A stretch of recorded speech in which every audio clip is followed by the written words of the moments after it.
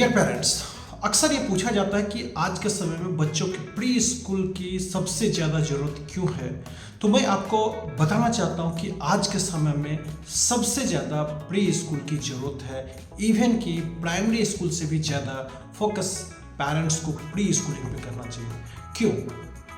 क्योंकि आप जानते हैं कि प्री स्कूलिंग का कंसेप्ट वेस्टर्न कंट्रीज से आया है और सारे डेवलप्ड कंट्रीज में प्री स्कूल प्राइमरी स्कूल से ज़्यादा फोकस किया जाता है।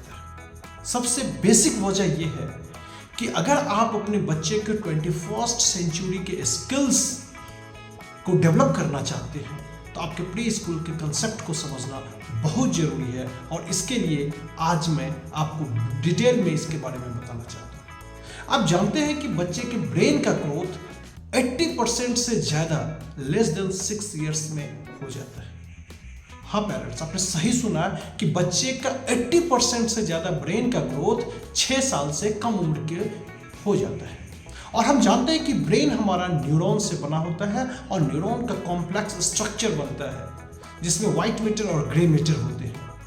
तो आप जानते हैं कि जो हमारे बच्चों के बिहेवियर को जो डिसाइड करता है वो वही न्यूरॉन्स है, जिसमें जिस तरह की पैटर्न हम डेवलप करेंगे उसी पैटर्न के हिसाब से न्यूरोपाथ बनता है। और वही न्यूरोपाथ बच्चे के बिहेवियर को, कॉग्निटिव डेवलपमेंट को, इनोवेटिव माइंड्स को, एनालिटिकल माइंड्स को, फोकस माइंड को, एम्पैथेटिक माइंड को, उसको डिसाइड करता है।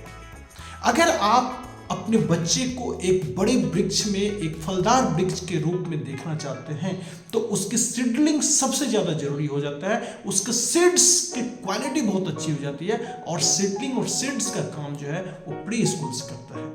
इसीलिए आप अपने बच्चे को जब भी किसी प्री स्कूल में डालें तो उसके बारे में जरूर जानकारी ले लें, क्योंकि एक अच्छे प्री स्कूल से आपके बच्चे के अंदर में एक अच्छा सीड्स क्रिएट कर सकता है, उसके अंदर एक अच्छा इनोवेटिव माइंड्स क्रिएट कर सकता है, उसके जो न्यूरॉन्स का ग्रोथ हो रहा है उसको प्रॉपर साइनर्जाइज कर सकता है, इनर्जाइज कर सकता है, एक राइट पैटर्न दिखा सकता है, उसको एक न्यू डायरेक्शन दे सकता है। क्योंकि जिस तरह का न्यूरोपाथ आपके बच्चों के ब्रेन में प्री स्कूल्स में बनेंगे वही एक मेजर रोल प्ले करता है आगे के कैरियर को डिसाइड करने में।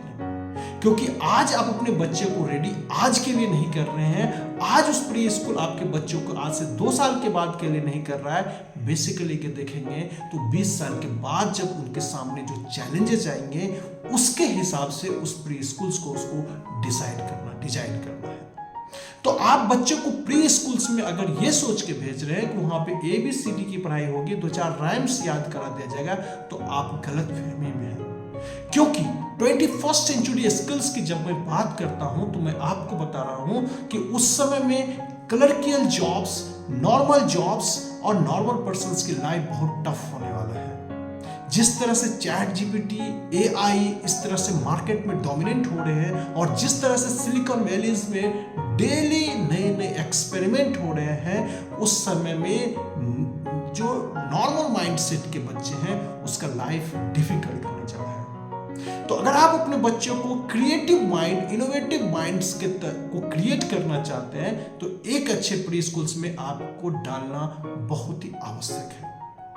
इसके अलावा भी मैं आपको बता दूं कि आज जिस तरह से न्यूक्लियर फैमिली का ग्रोथ हो रहा है, न्यूक्लियर फैमिली में बच्चे का प्रॉपर डेवलपमेंट नहीं हो सकता है।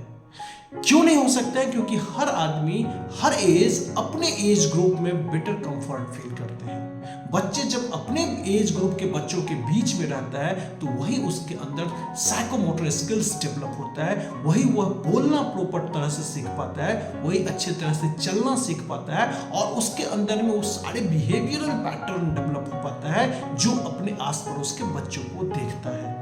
तीसरा मोस्ट इंपॉर्टेंट रीजन ये है कि बच्चों को सोशलाइज करना बहुत जरूरी है और सोशलाइजेशन तभी हो सकता है जब वो अपने एज ग्रुप में प्रॉपर ढंग से बैठना, उठना, खेलना, चलना, सीखना, खाना, पीना, सारे चीज को सीख पाए। प्री स्कूल 3 घंटा टाइम आपका लेता है, बट वो 3 बहुत ही इंपॉर्टेंट रोल प्ले करता है उसके फ्यूचर पॉइंट ऑफ व्यू से। मोस्ट इंपॉर्टेंट पार्ट है कि आज के समय में जो फॉर्मल स्कूल्स होते हैं, जो प्राइमरी स्कूल्स होते हैं, वहां पे सब कुछ बच्चे को स्पून फीडिंग करके नहीं बताया जाता है। वो भी एक्सपेक्ट करते हैं कि बच्चे प्री स्कूल से बहुत सारी चीज लर्न करके आए ताकि उसको इस स्कूल में ज्यादा दिक्कत का सामना नहीं कर पाए। ये फैक्ट्स भी है कि फॉर्मल स्कूल के डिजाइन ही उसी तरह से होते हैं, प्राइमरी स्कूल का डिजाइन उसी तरह से होता है कि बड़े बच्चे आकर के उसमें अच्छे से लर्निंग्स कर सके। इसीलिए छोटे बच्चे को उतना केयरिंग वो नहीं कर पाते हैं। एक साइंटिफिक रिसर्च में ये जब पता चला कि सबसे ज्यादा साइंटिस्ट या बिलियनर्स वेस्टर्न कंट्री और डेवलप कंट्री में ही क्यों पैदा होता है, तो इसका सबसे मेन रीजन पता ये चला कि वहां प्री स्कूल्स को बहुत ही ज्यादा इंपॉर्टेंस दिया जाता है। मैं एक छोटा सा एग्जांपल आपके साथ शेयर करना चाहता हूं कि अगर आप बैरन लैंड को इसे छोड़ दीजिए तो उसमें अनवांटेड प्लांट्स ग्रो करेगा, लेकिन अगर उसको प्रॉपर नर्चरिंग करेंगे उस लैंड को, जिस तरह के फ्लावर्स आप उसमें देखना चाहते हैं उसी तरह के फ्लावर अगर आप उसमें लगाएंगे तो उसी तरह के फ्लावर उसमें आएगा। अगर मैरीगोल्ड चाहते हैं तो मैरीगोल्ड को ग्रो कर सकते हैं, रोज चाहते हैं तो रोज को कर सकते हैं, या जो भी फ्लावर्स आपको लगता है, लिली चाहिए तो लिली को ग्रो कर सकते हैं। यानी कि आपको उस बैरन लैंड को डिजाइन करना पड़ता है और उसमें उतना ही आप इरिगेशन करते हैं जितना उसके लिए जरूरत होता है, उसमें उतना ही फर्टिलाइजर्स डालते हैं जितना उसकी जरूरत होता है। इसीलिए जब भी आप प्री स्कूल के सिलेक्शन करें तो इस चीज का ध्यान रखें कि वो प्री स्कूल इस से ट्रेंड है या नहीं है कि बच्चों में अंडर फीडिंग तो नहीं हो रहा है, ओवर फीडिंग तो नहीं हो रहा है, अंडर न्यूट्रिशन तो नहीं कर रहा है, ओवर न्यूट्रिशन तो नहीं कर रहा है। न्यूट्रिशन की जब मैं बात करता हूं तो मैं फिजिकल न्यूट्रिशन की बात नहीं कर रहा हूं, मैं मेंटल न्यूट्रिशन की बात कर रहा हूं। डियर पेरेंट्स, आप ये भी जानिए कि एज ए पेरेंटिंग बहुत आपका रोल होता है कि हम बच्चों को दो तरह की डाइट देते हैं, एक फिजिकल ग्रोथ के लिए, एक मेंटल ग्रोथ के लिए। फिजिकल ग्रोथ के लिए जो भी खाना पीना आप न्यूट्रिशन देते हैं आप हमसे ज्यादा जानते हैं, बट एक मेंटल ग्रोथ को प्रॉपरली डिजाइन करना ये भी एक बहुत ही इंपॉर्टेंट जॉब होते हैं। आप ये भी जानते हैं कि अभिमन्यु ने चक्रव्यूह को वेदना गर्भ में ही सीखा था, मतलब कि हमारे शास्त्र में भी ये चीज दिया गया है, हमारे साइंस में भी इस चीज को दिया गया है कि अगर सबसे ज्यादा लर्निंग की क्यूरियोसिटी होती है तो वो अर्ली एज में होता है, और इसीलिए बच्चे सबसे ज्यादा सवाल वो सबसे कम उम्र में पूछते हैं। डियर पेरेंट्स, उम्मीद करता हूं कि ये वीडियो आपको बहुत ही अच्छा लगा होगा।